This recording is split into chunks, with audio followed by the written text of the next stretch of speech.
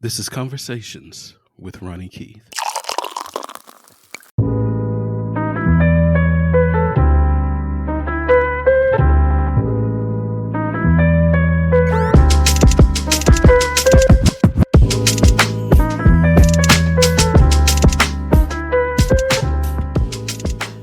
Thank you, everyone, for joining. This is Conversations with Ronnie Keith. I am your host, Ronnie Keith.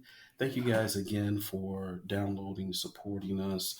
I've gained so much traction now since this podcast has started. I can't thank you guys so much for supporting, for downloading, hitting follow, telling a friend, friend, or whoever else that you have been sharing by word of mouth. Please continue to support my other podcast, Short This Podcast, I do every Tuesday with my co-hosts John, Steph, and Dwayne as we talk about what's going on currently in news, sports, entertainment. We do it all. So please continue to support there. As you guys know, every week I have on a special guest, all types of people from walks of life that are extraordinary. That's who is the target for the people that I sit down and have conversations with. And today is no different. This is a very special guest here. Today, I have on with me attorney. You could call entrepreneur, activist. This young lady is running for public defender in two counties here in Florida. Not one, but two. Orange County and Osceola County. Please, my people, let's bring on and welcome Lenora Easter. Lenora, how are you doing today? Ronnie, I am doing well. Thank you so much for having me on your podcast today. Oh no, thank you. Thank you for coming on. I know when we first had our conversation, he was like, okay, what I need, let me know what time so I can get ready, so I can get myself ready. I said, this is an old school podcast. We ain't doing no video and YouTube thing. Yeah, and I said, oh, I could be in my pajamas. Okay, we can do this. Yes, yes. So, I do appreciate it because listen, this is election year. Yes. Um, it's busy. You know, you've got a lot going on, and for you to just take this time to sit with me, I really appreciate it. I want to give a shout out to Tiffany, our mutual friend who connected us. I've known Tiffany Yes. high school days. We go way back here in Orlando, so thank you, Tiffany, for connecting us. Thank you, Tiffany. Yes, I worked closely with Tiffany in the Bronx when she worked for Yes. Legal Aid. I worked for Bronx Defenders. Yes, yes, absolutely, absolutely. So, Lenore, if you don't mind, before we get into the meat of everything, can you give our listeners a little background on who you are, what you have accomplished? Because you've got a long list of accomplishments and experience, and even your family background. How you guys are all a part of the law. So, could you give our listeners a little high level overview of who you are? Sure. So yes, I am the oldest of three. As you stated, my parents are also service members. My dad was 29 years as a New York police officer. Wow. My mom did 911 police dispatching for over 10 years. And then she transferred from there and went to corrections and was an officer at Rikers Island in New York. And then they moved down to Florida and she was a correction officer here in Orlando, Florida. My grandpa, who passed away in January, did 29 years in the Army. He was in the Korean and Vietnam War. He was sergeant major and even got the bronze medal of honor. So I come from good stock. I come from individuals, and my maternal grandparents were pastors and had a church in our community in the Bronx. So I come from a family who cares about people and who looks to serve. I was born in the Bronx. I kind of shouted that out a little bit there. Yes. And I moved to Florida when I was 18, I think, to go to UCF. I think I was 18 when I went to college. Um, and I went to UCF. I got a degree in business administration finance. I then went to Barry University School of Law, where I obtained my Juris Doctorate degree. And it was there that I recognized the importance of being a public defender. So I did not want to be a public defender going into law school because of the fact that I had parents in law enforcement.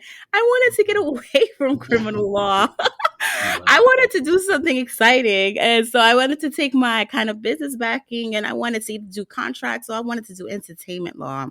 Hmm. Um, but it was that first summer at law school that I did an internship here at the 9th Judicial Public Defender's Office.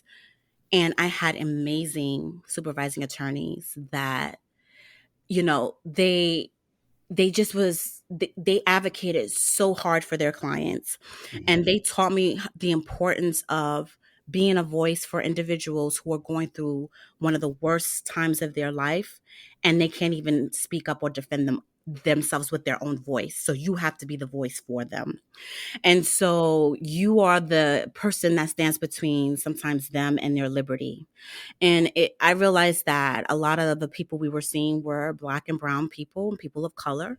Hmm. And this is how I wanted to serve my community. So, you know, there's people that make jokes about, oh, your parents are in law enforcement and you're a public defender, you're on the dark side. No, I'm on the right side.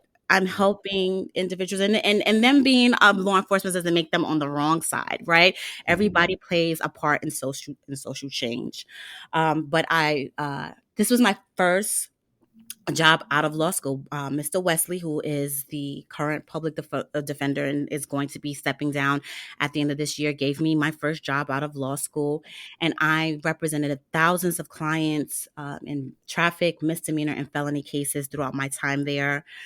And then I went back to the Bronx, New York, and I did have to take the bar all over. Oh, And while I wow. sat, yes, because Florida unfortunately doesn't have reciprocity with other states. Mm. So I kind of had to start from scratch. I was 5 years in the game, had did over 30 something trials, very much experience, but I had to start from scratch going back to New York. And I have such a passion for public defense to the point that while I was studying for the bar, I reached out to Bronx Defenders and I asked them if I could volunteer in their office while I studied for the bar. I did that for 6 months with no pay. Wow. And I thank God for my parents who let me live with them. So I had a roof over my head and food in my stomach. And Hmm. so I studied for the bar. I sat in with the training team. I passed the bar. The next day I was offered a job at Bronx Defenders. When I started there, I also represented Bronx residents charged with crimes, but I recognized the importance of I saw a gap. Hmm. And the gap was that we all see these, you know, these cop shows where people, when they interact with the police, they hear the Miranda rights. The Miranda rights says you have the right to remain silent, but you also have a right to an attorney. But if we think about it, how many people at that stage in the game actually have an attorney go with them to a precinct, go with them to a police station and navigate that space for them? Unless you have money, you're not going to have an attorney with you at the police station while they're trying to question you, interrogate you, put you in a lineup, take your DNA. And so for public defenders, usually we don't get involved in the game until an individual comes into court after all that has happened and now they're about to see a judge and that's the first time they usually interact with a public defender. So many things happen in those pre-arrest stages, so I recognized that we needed to be in that space. So at the Bronx Defenders, I started what's called the early defense team, and if people look it up on the Bronx Defenders website, you will see it is a team of lawyers, social workers, advocates, investigators, interdisciplinary other attorneys that are in housing, family, as well as in civil work and in immigration work, that we get together and we represent individuals pre-arrest. So when an individual is being sought after by the police, they can call our 24-hour hotline or the Bronx Defenders 24-hour hotline because I'm no longer there. And or they can walk into the office and they can say, hey, the police are looking for me. They want to question me. I need representation. For free, we will call the police officer, invoke for their rights, shut down any illegal stuff that's going on. We will walk them into the precincts and facilitate safe surrenders. And we will make sure any and all things are correct when we go into that space. We then represent them when they get to arraignments and we represent them throughout the pendency of the case. This is something that should be part of every state, every Absolutely. public defense office, just part of our constitution. If we're going to say we have a right to an attorney, needs to be at all stages, including when an individual interacts with the police. Hmm. And it shouldn't be based on a person's socioeconomic situation. I Correct. pride myself on that team, and it's still going strong in the Bronx.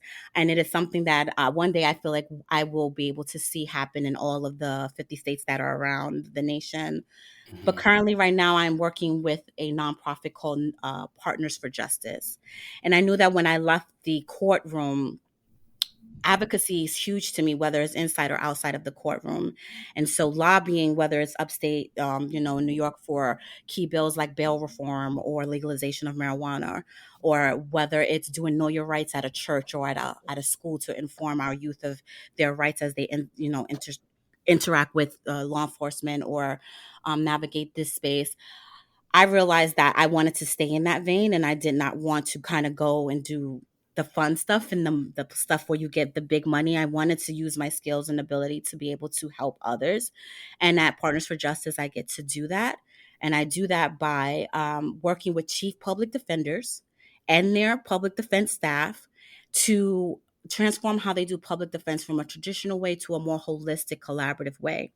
And we plant advocates in the office that work alongside the public defenders to provide that wraparound support, which are the social civil needs of an individual. Because anyone that is in this space knows an arrest is not just an arrest. When a Right. person gets arrested, it triggers so many things. It triggers, implications to their housing, implications Hmm. to their children possibly being taken out of their home, Hmm. implications for their jobs and their licenses. Hmm. So that is currently what I'm doing, as well as running for public defender. Ooh, man, And that listen. was a lot, so I apologize. No, there's a lot what you have accomplished and what you're doing. Let me ask you this: the PFJ, that Yes. is something. Is that based out of New York, or you're doing that down here in Florida, Central Florida? So Partners for Justice is on the national nonprofit. It is based out of New York, but the work we do is not on a national level. We Okay. are in about 15 states, but in about 36 different jurisdictions within those states.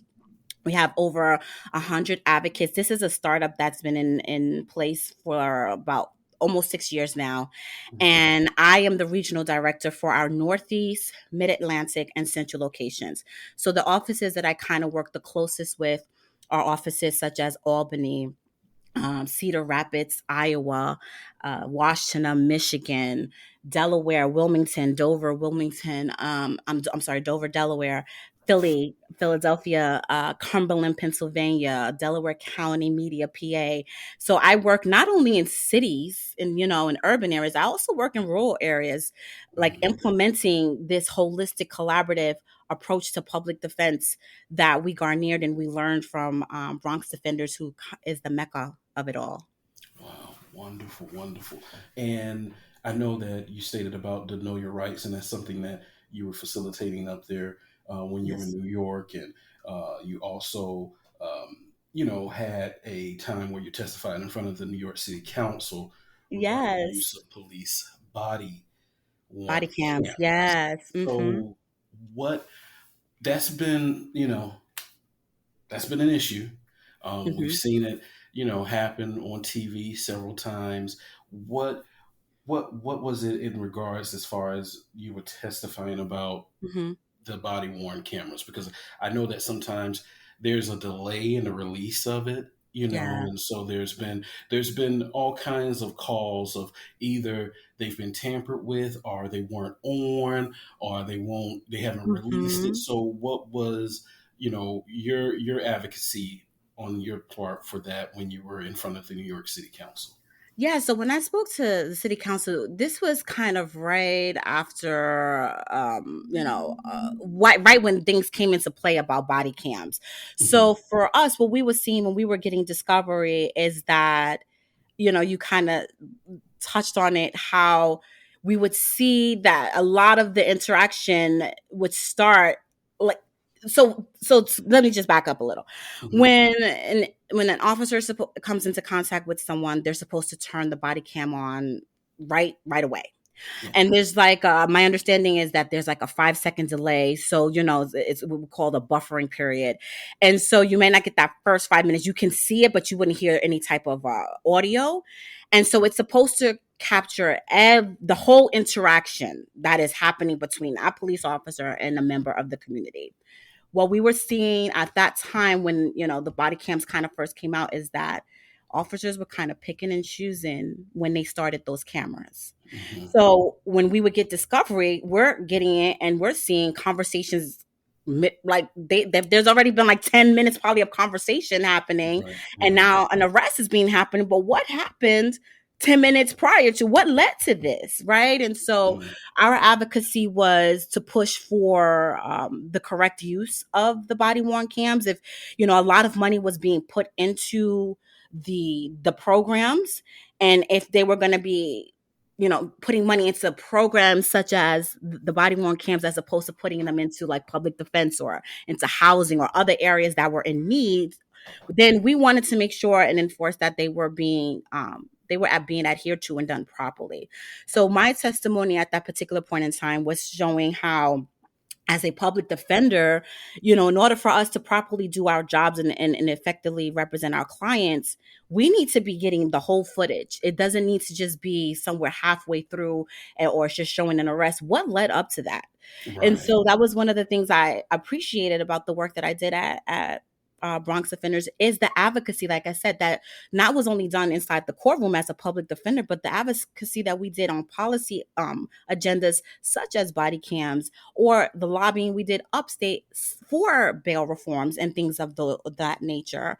And so it has been some years since that has happened, and I think Hmm. that the officers have gotten better. They've gotten more training when it comes to body cams. There may be some issues and situations that are still a little leery. I don't think it's 100%, but I will say that I think it is a lot better than when I did testify and things were not good at all at that point. Right. Okay.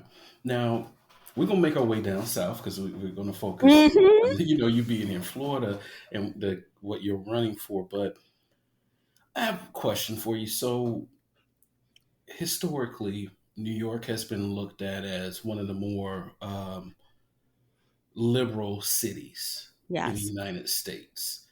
However, there's been a lot of issues that have arise between the public and the NYPD, Hmm. particularly the black and brown population in Right. New York.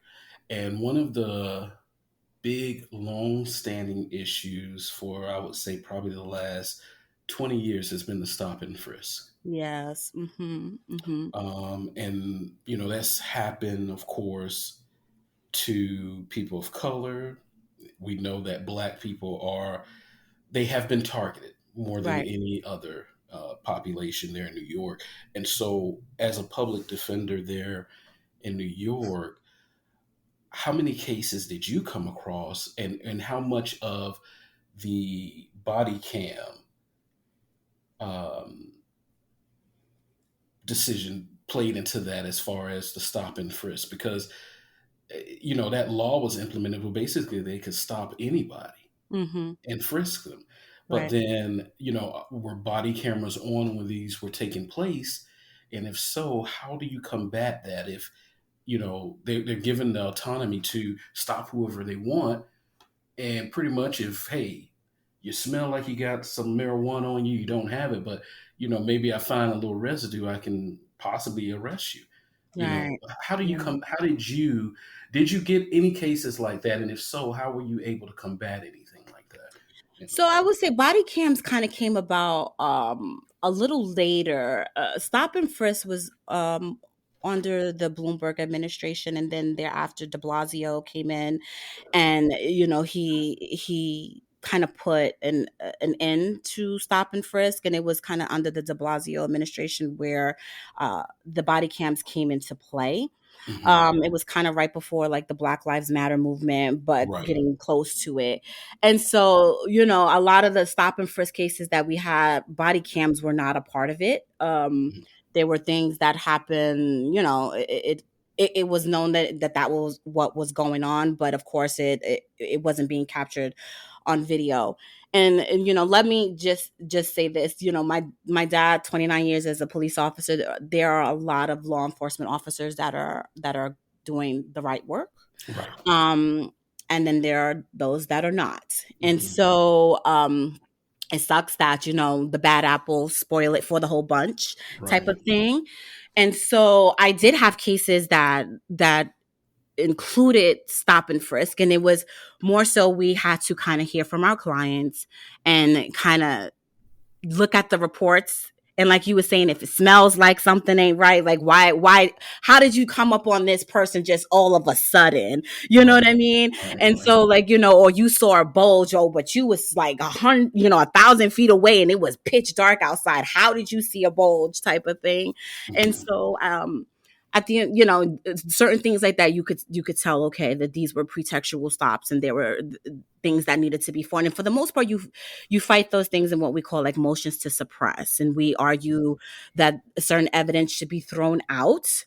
And in effect, that any fruits of the poisonous tree is what we call it, which would be like the arrest or any, anything that flowed from that illegal stop or illegal search should also be thrown out. So that's how, for the most part, as a public defender or criminal defense attorney, you kind of combat the illegalities that happened. But for the most part, a majority of those things happened before body cams, and then there was some that happened after, and we would fight the same way with motions and asking, okay, well, where's the rest of the video? And if the video Right. doesn't show all of this, we would argue that, like, okay, common sense dictates and the law also dictates that, okay, why are we seeing something that is now a person being put in the cuff? What happened beforehand?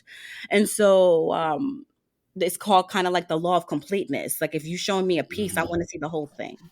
Right. And so I know that we now have I'm not gonna say we because I'm not in New York like that anymore. Right. I, Right. I have Right. family in New York. I'm in Florida, but Right. New York has a mayor that is, was a prior police officer, and I think like there are things and different policies he's trying to put into place that are not good for the community. Mm-hmm. And so I know there are amazing lawyers up in New York, both at Legal Aid and Bronx Defenders, and in other boroughs such as Brooklyn Defenders, Neighborhood Defenders, Queens Defenders, that are fighting against all of that.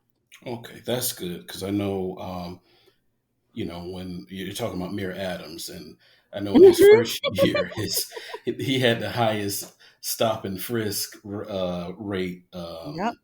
since 2015, Hmm. the largest number of stops, and so it continued to rise even into 2023, where it was 2,000 more, 17,000 stops. So, I'm glad, hearing all this right here. This is very good to hear, especially for our listeners, because historically there's been the narrative has not been so great for public defenders. We Yeah. see it in movies and TV shows, where, they say they come in and look unkept, look like they just rolled out of bed, and, pretty much, okay, Yeah. whatever, he pleads guilty or not guilty, Your Honor, and bail is set at whatever, whatever the case is. And Yeah. to encounter someone like you, and I mean, listen, I'll be very transparent. I've had a ticket issue that I took to court that I tried to fight, and I, did it on my own. Okay. And a public defender was there to walk me through some of the steps, and I didn't ask, I didn't Good. request, and he did that just out of the grace of his good heart. You know what I mean? And so that was Yeah. very helpful. But the narrative has not been so good about public defenders. Is there what hills have you had to climb to try to change that narrative, because you are changing that narrative with everything that you have put together and what you have done, especially in the years that you were there in New York with the Bronx Defenders and being part of all the community boards and the Lawyers Guild and all those things. So Thank you. what have you had to deal with trying to change that narrative about public defenders in general? Yeah, we often get labeled public pretenders, and I promise you Yes. we're not, because we have gone to law school, we have taken that excruciating bar exam, and we have passed it, and we're licensed.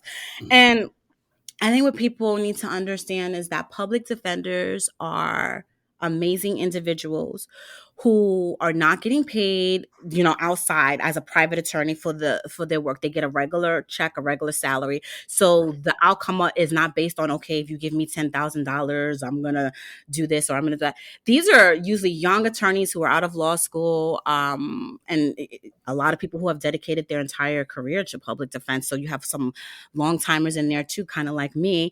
And Mhm. at the end of the day, we really care about our clients. We are fighting against not only the judges at times, we are fighting against the police, we are fighting against the state attorneys or the district attorneys. We are fighting sometimes with our clients because our clients, don't believe in our ability to be able to represent them. These are Mhm. smart. I have worked alongside some very smart, tenacious, ferocious attorneys that care about their clients and go hard. We think outside the box. We don't always live inside the box. We have to think outside the box when we're looking to push the dial and to advocate for our clients, because we are the underdog. We come in, and a lot of the time, the state attorney has this evidence that they have built up against our clients, and we're coming in already, with things stacked against us. So what I also want people to understand is that statistics show that over 85% of the people that get arrested get a public defender, which means over half of the individuals getting arrested are going to a public defender. A Yeah. lot of times, public defenders have high caseloads. As far as them looking shabby, they were not paid as much. So we can't Right. go out and buy, Versace suits or, Right. Right. go to Ann Taylor and buy nice clothes. We do the best we can with the money that we have. But at the end of the day, it's we public defenders fight hard for their clients, and they do the best they can with the resources that they're given. And one of the things that, you know, advocacy is going on around the country is for a push for more resources to be given to public defense offices so that we can better do our work and we're not stretched thin. Mhm. A private attorney for the most part has a capacity to be able to do the case. So that's why they're going in and they're looking like, hey, I got Right. this nice suit on and I'm not looking stressed. And, Yeah. I can call you back. And sometimes they don't even do that either. Like, I'll be Mhm. honest with you. I've had a lot of different, clients that they're like, oh, they tried to call this attorney and the attorney wasn't returning their phone calls. Mhm. So I think we get a bad rep, but people don't really see the underlying, like the underlying issues that we also have to deal with. And Mhm. if public defense officers were properly funded and were getting the money that they deserve and resources that they needed, trust me, you would be seeing some really kick behind people doing some real big amazing things. But even with the lack thereof, they're still doing those amazing things. Right. So, what is keeping public defenders from being properly funded? Because Our I government. okay, because I look at it like, there's you guys are already starting behind the eight ball, as you stated, right? I Yeah. feel like at times you're getting the cases on the go. The prosecution has had ample enough time to prepare, know what's going on. Mhm. Whereas it seems like in some instances, and I could be wrong about this again, a lot of times we're going off a movie and TV depiction, so Right. that could be always wrong, right? But it just seems like it's a last minute handoff to the public defender to try Mhm. to come in and save the defendant, Yeah. without ample enough time to prepare. You know. And you're 100% right because, I'm thinking about when I go to, to arraignments, right? Like you said, the prosecutor has had time already to build up this case, to talk to the police, to get their, their complaints in order. We go into a courtroom at arraignment and we're given a file with a police complaint, and we're going into the room to go talk to our clients, and we're told we have to hurry it up, right? We don't even have enough time to really sit there and speak with them and kind of get their side of the story, to get our side of the evidence, to then go and advocate and argue to a judge that bail should not be set. And then you think about with discovery, which was something that we had to fight with, when we were in New York, and even in Florida, as here, discovery, you don't always get discovery on time. You have to fight and say, Your Honor, the prosecutor has not given me all the discovery. And so, now you're about to start a trial, and a judge will be like, okay, you have, with us, sometimes it would be, you have a lunch hour to review this.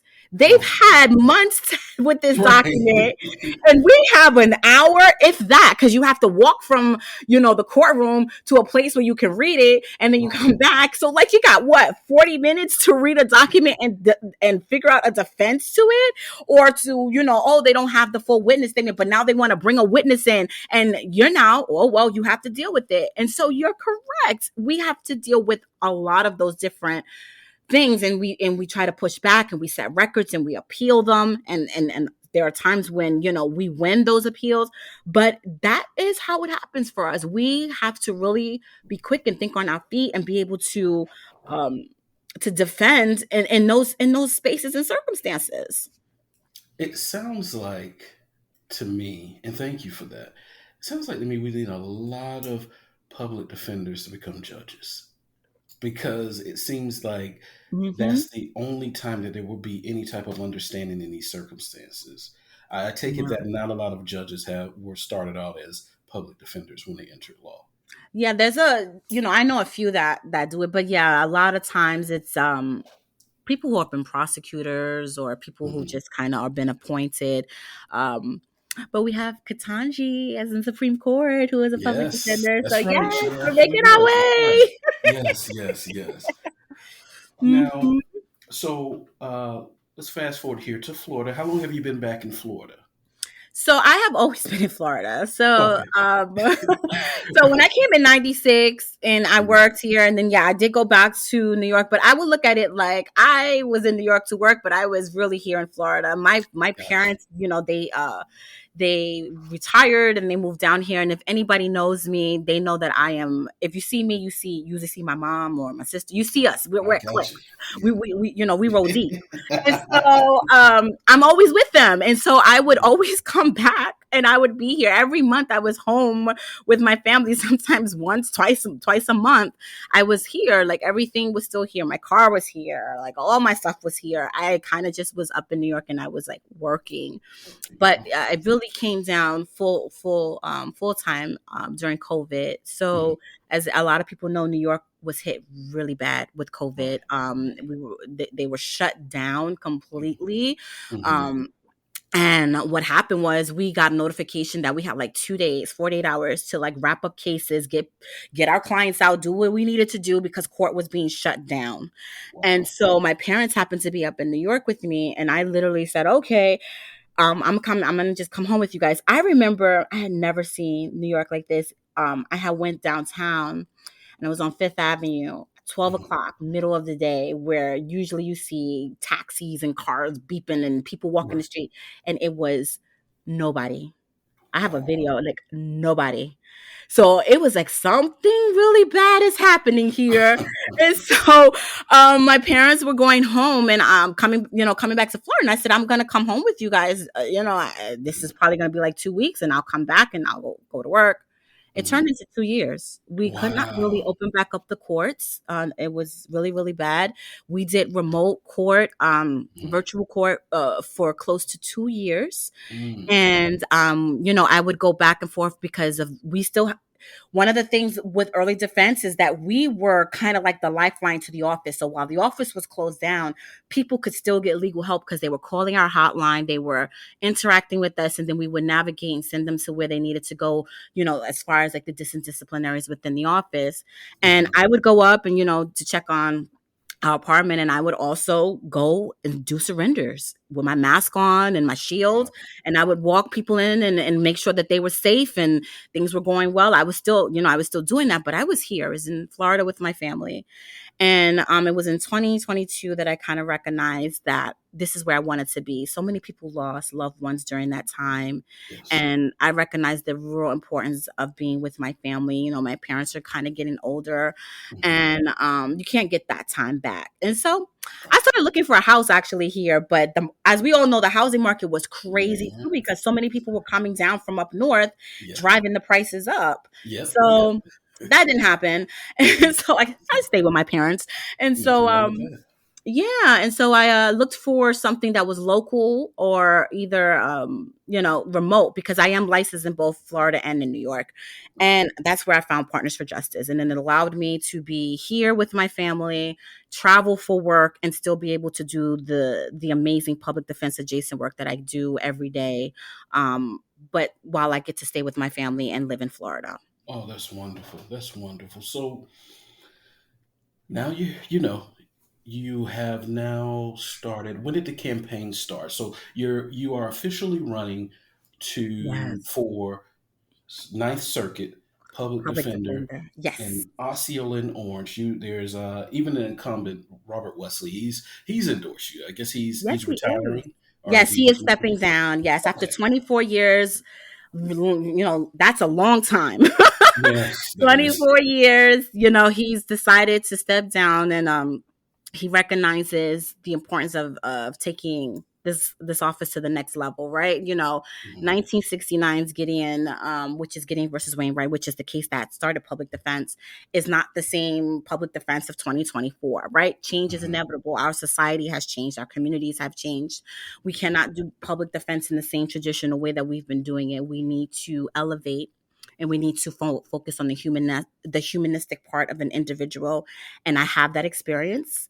I'm doing that work, and I know how to do that work, and I will bring that work here to Orlando. Mhm.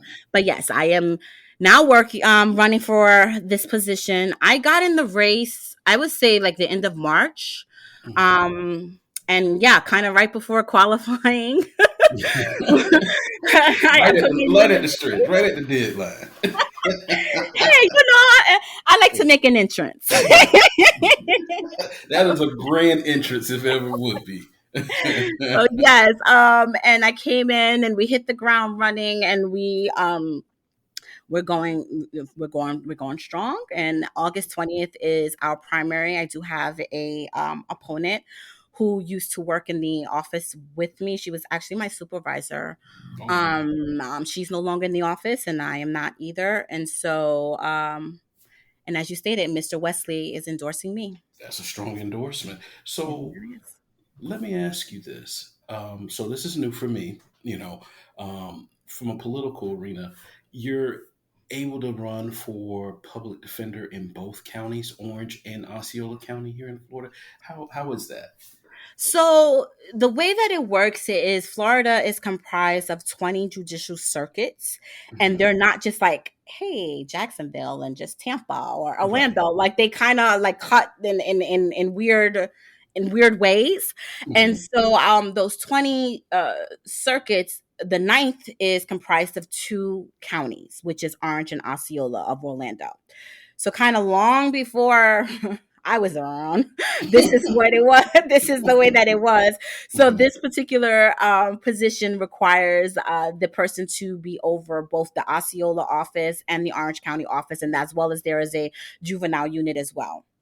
Okay. Wow. Okay. So, running for public defender in the Ninth Circuit, can you tell us a little bit about what that job will entail for you? Because when you hear that, you're going, "Well, you're a public defender. Why are you running for office?" So, for our Yeah. listeners and myself that are ignorant to Mhm. this, can you let us know what that encompasses for you when you take that job? Yeah, you're right. The fact that we got to run for it, right? Like I Right. work in so many different jurisdictions where like it's kind of a 3 round interview and you kind of get the job that way. But in Florida, you do have it is an elected position and you do have to run for it. And for the Mhm. most part, the public defender, or some people say like the chief public defender, is the individual that is going to oversee and run the office and make sure that it is functioning in the way that it's supposed to. Is going to oversee they don't technically oversee like the day to day, right? You have Mhm. managers and supervisors that kind of do that. You have the assistant public defenders that are going into court and working with the community and doing the representation of the clients. You're there to make sure that that office is functioning well. You're there to manage all of that, all of the different areas that fall under the purview of the public defender. That includes the social workers, investigators, the support staff. You're just making sure that they're all in place, that you have the proper staffing when needed, you're also the visionary for that office, right? So I look at it like it's not just a job about being a manager, because you have managers in place to run that day to day. So it's not about dictating and giving orders and doing that. It's about how can you take your visionary, innovative, creative self and make this office the best that it can be. What are programs that need to be in place? Who are the partners that you need to be communicating with? How are you making sure that fiscally that office has the money to be able to pay the people that you are that are under you, and able to then do the work that you have the vision for it to do? That is what my job is going to entail. Mhm.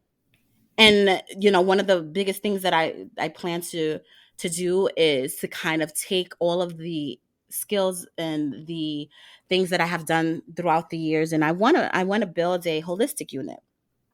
Hmm. Tell us Mhm. about that a little bit.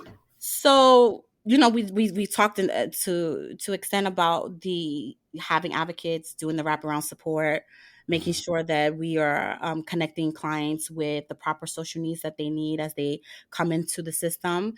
And this office is does have social workers. We do have investigators. I want to build upon that. I want to bring in some advocates. I want to build a unit where we are able to help our assistant public defenders with the work that they do.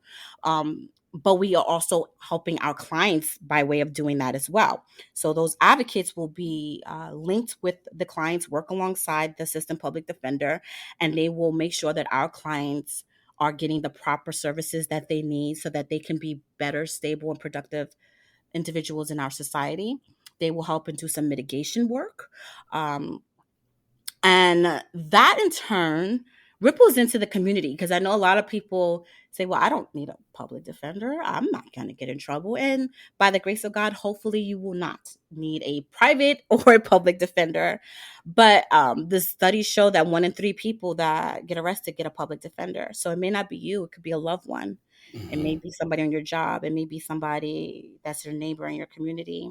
And what happens with that public defender is going to ripple and affect your community in some way, shape, or form. Even if it's not directly impacting you, it will indirectly impact you. So we have to make sure that our public defenders are properly trained, but they also have the support, and we have the support to help our clients so that they can be better, productive people in the community. And when they have jobs, when they have stable housing, we then are able to also foster public safety.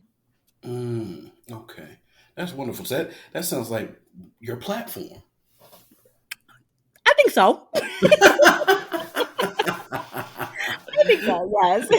Because as I listen, right before we had the interview and everything, and of course, doing my research, it still was like, okay, why am I going to go out and vote for a person being public defender? But Mhm. with what you just explained for myself and the audience, you're giving us the template for what you can do to better serve the community, because public defenders are for the community. They are Yeah, really there to serve the community, and you're yeah, doing it, in a sense pro bono, because we're not paying you. exactly. So I think that is a great platform to run on. In that sense, right, are you able to partner with people in the counties, to other local politicians, to help bring this together? Or is this kind of you're a one woman operation? No, we cannot do it as we cannot be siloed. I think that's kind of where the office has been for a minute. It's been siloed, and you can't do that. There's no way you can foster and do holistic or collaborative defense as a one woman or one man show.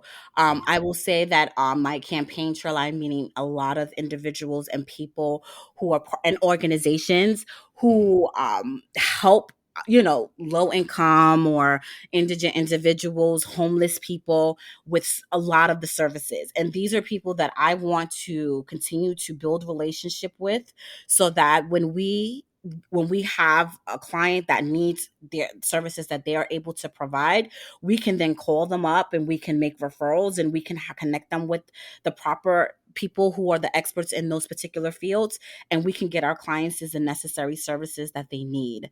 And so it takes, like they say, it takes a village to raise a child. It takes a village to help and to do this. And so Right. it takes collaborating with the community organizations, the external stakeholders, elected officials. It even takes us collaborating to some extent with police and with with law enforcement and with the state attorney to be able to make this work, right? It's an adversarial space.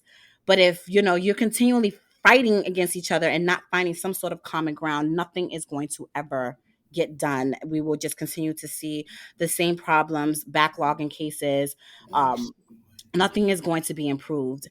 And so we have to be able to come to a place where we can find some common ground, some place where we can work in a cohesive and in a collateral way.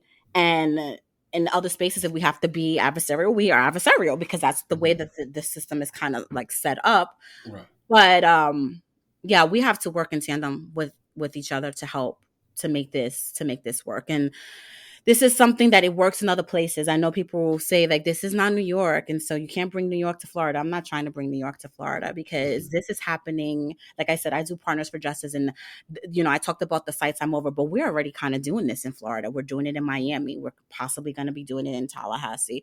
We're doing it in LA. We're doing it in Houston, Texas. We're in Alabama. We're in Georgia. This is something that for most part, almost all the jurisdictions are picking up, is the way we need to be doing public defense. And so I want Orlando to be a part of that movement, and I want us to be able to help community members and help our clients, and then also help the public defenders that are doing the work to be able to see the benefit in this way of doing things. Yeah, absolutely. And I think that's kind of a tunnel vision to have when someone says, "Oh, you can't bring New York down here." Yes, you can, because we're all about helping. And if there's something that's missing here that possibly you learned in New York, or that you could see that you could advocate for, that would help here, why not bring that here? Exactly. And I'm the So one that can do that, right? I just want to right. put this plug in. This is, I'm not like throwing shots.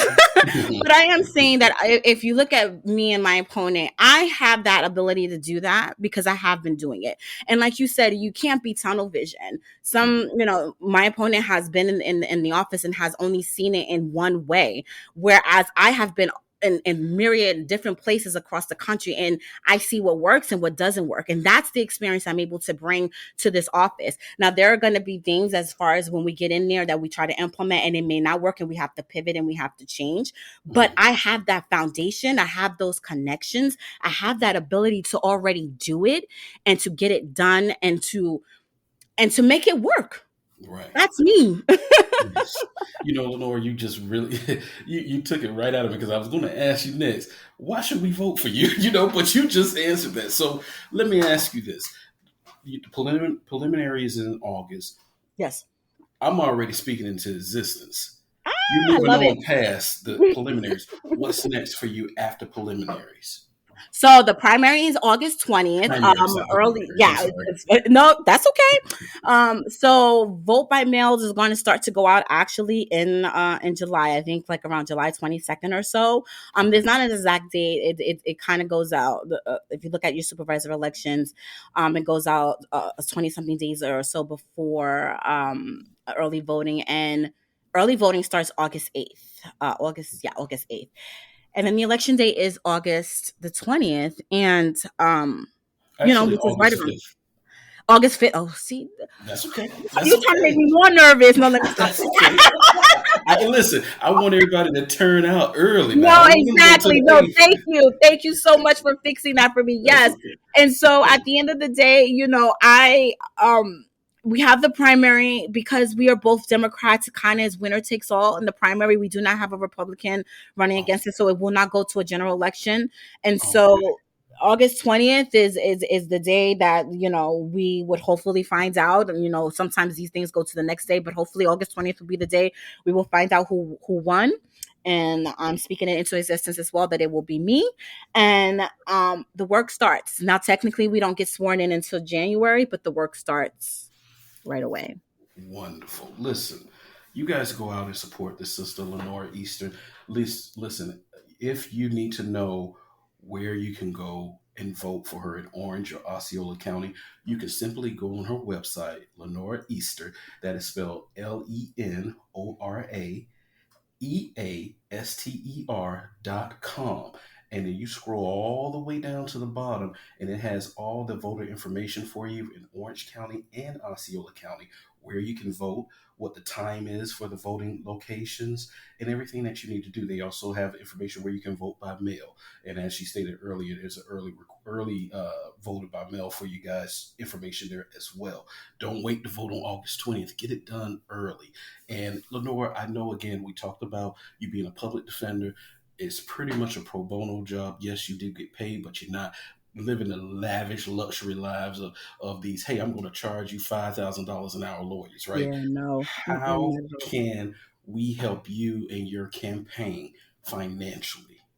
So you can. I just want to plug in about the vote by mail because DeSantis did change it. I know a lot of people kind of think that vote by mail comes in, just normally like flows in when it does. You Mhm. have to this year. You have to go online, or you have to call your supervisor of election. You have to actually request your ballot by mail.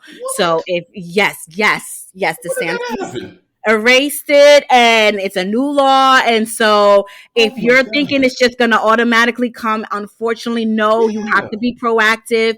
It takes 5 minutes Wow. to go. Yes, it takes 5 minutes to go online, and it's also on my webpage, or you can just go to either Orange or Osceola supervisor of elections. You click on it, you put in your information and it will come, or you call and you request it. But it otherwise you will have to go to early voting, or you will have to go on election day and vote. So please make sure that if you are a person who likes to vote by mail, that you are proactively requesting it, because otherwise it will not come.